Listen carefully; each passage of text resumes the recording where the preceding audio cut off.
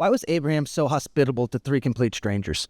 Yeah, it's one of the weird things when you're in Genesis 18, you have Abraham, who you know is a big deal. Like, right? He can raise an army from his own household in Genesis 14 to go on a battle mission, right?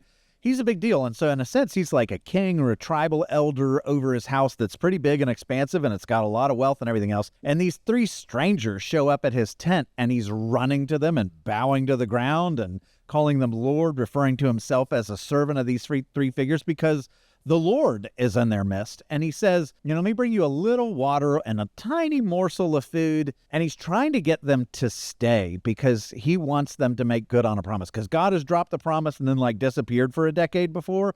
And he's like, let me, you're going to stay here. Let me make a meal. And then he goes out and he's creating meals for 100 people's worth of bread and 400 people's worth of meat and curds, which take 5 or 6 hours to make. And it's like he's coaxing them into staying longer. He wants it to wait until the evening to where they're going to have to stay there overnight because Abraham wants them not to leave. Make good on your promise. Don't leave again. And in the ancient world, it was a requirement and that kind of survivalist culture that if you met somebody who's traveled through the desert and wilderness that shows up on your doorstep, you take care of them because it's what you would want them to do for you.